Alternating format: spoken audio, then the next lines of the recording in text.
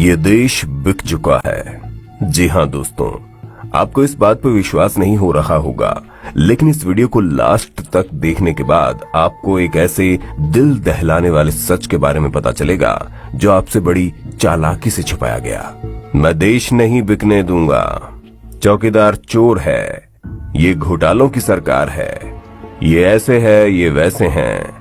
क्या कभी आपने सोचा है कि हमारे देश की राजनेता हमेशा चोरी और घोटालों की बात क्यों करते हैं?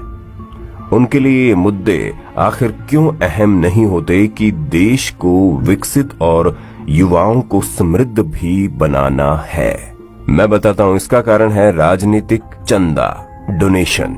जी हाँ दोस्तों, आज चुनावी समर में ये पार्टियां एक दूसरे पर घोटालों के इल्जाम लगाती है। हर नेता या तो अपनी सफाई देता फिरता है या फिर अपने झूठ को छुपाने के लिए किसी को ढाल बनाता है। कभी देश के जवान तो कभी जनेऊ के, कभी गोत्र।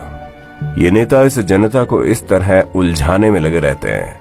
इनके द्वारा बनाए गए ये तथाकथित मुद्दे जितने भ्रामक दिखते हैं, उससे कहीं ज्यादा नुकसान इन मुद्दों से देश का होता है, क्योंकि इन सब के पीछे चलता है एक ऐसा खेल जिससे देश की या फिर किसी भी देश की भोली भाली जनता को बेवकूफ बनाकर इस देश का सौदा किया जा सके। नोटबंदी, जीएसटी, राष्ट्रभक्ति के तूफान में हमारे देश की मौजूदा सरकार ने एक ऐसा कानून पारित कर दिया है जिसकी भनक देश के लगभग 99% लोगों को नहीं है।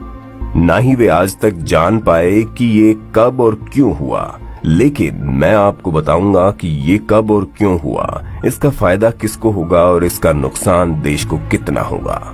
क्या आपने कभी सोचा है कि आम चुनावों में जो पैसा पानी की तरह बहाया जाता है, ये कहां से आता है?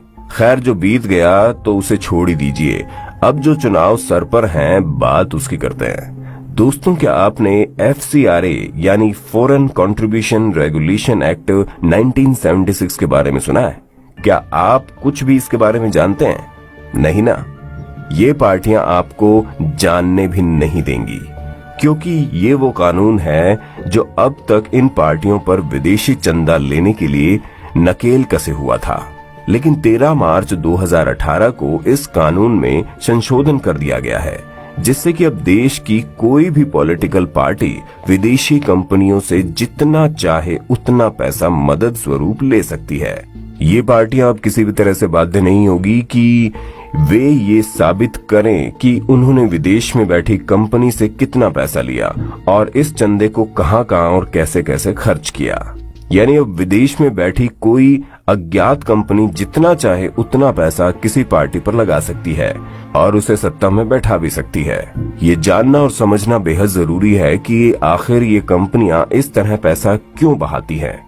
जाहिर है, जब ये कंपनी गंजे को कंघी बेच सकती है तो इन राजनीतिक पार्टियों पर इन कंपनियों की मेहरबानी का कोई कारण होगा, और वो कारण है कि किसी भी देश के बाजार को अपनी मुट्ठी में करना।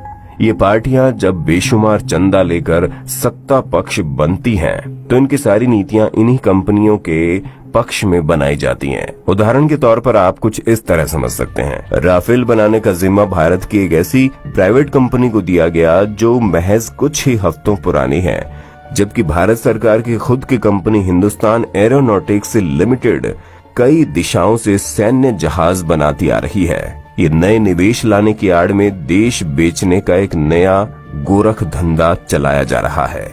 यानी भारत संचार निगम को पूरी तरह से खत्म करके उसे जियो के हवाले कर देना इन्हीं नीतियों का एक उदाहरण है। राजनीतिक पार्टियां इन बड़ी कंपनियों से चंदा स्वीकार करती हैं ताकि बाद में इन्हीं कंपनियों का उद्धार कर सके। गौर करने वाली बात तो यह है कि FCRA को पूरी तरह से अपंग बनाने के लिए सभी पार्टियों ने सपोर्ट किया, फिर चाहे वो बीजेपी हो या कांग्रेस हो या फिर विपक्ष। जिस देश में लोकसभा में पास होने वाला बिल राज्यसभा में अटक जाता है, उस देश में ये बिल बिना किसी विरोध के 30 मिनट में पास हो गया। आपको बता दें कि ये FCRA राजनीतिक पार्टियों के लिए एक कांटा था जिसे इन लोगों ने निकाल कर फेंक दिया है। अब कोई भी अज्ञात कंपनी जिसका कोई भी आधार होना आवश्यक नहीं है इन पार्टियों को चुनाव लड़ने में मदद कर सकती है। जरा सोचिए, अमेरिका और चीन जैसे देश जो किसी भी देश पर घात लगाए बैठे रहते हैं, लोकतंत्र की इन रिश्वतखोरी में क्या कुछ नहीं कर सकते?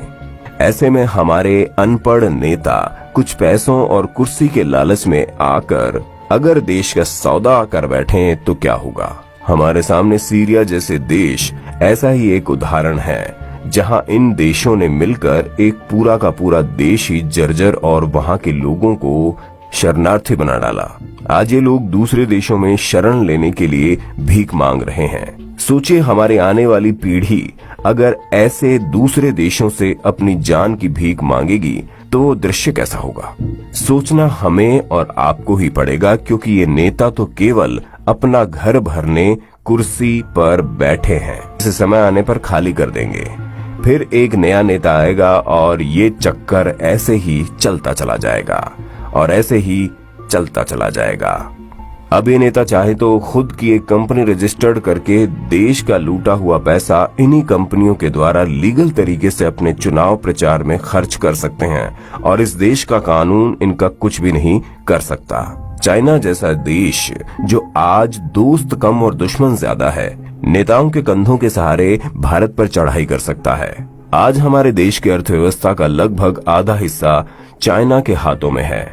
ऐसे में क्या गारंटी है कि इस देश के ये महान नेता सत्ता पाने के लालच में चीन से कोई ऐसा सौदा नहीं करेंगे जिससे देश को नुकसान हो जाए? क्योंकि FCRA तो ये लोग पहले ही खत्म कर चुके हैं। सोचिए इसके परिणाम कितने भयानक हो सकते हैं। आज हम इस भ्रम में जी रहे हैं कि जिसे हम अपना नेता मानते हैं वो देश हित में काम कर रहा है और नए अवसरों को जन्म दे रहा है, लेकिन सच तो ये है कि वो नेता खुद ही किसी उद्योगपति का गुलाम है जिसे उसकी ही नीतियों के आधार पर कदम बढ़ाने होंगे। हम सोचते हैं कि हमारे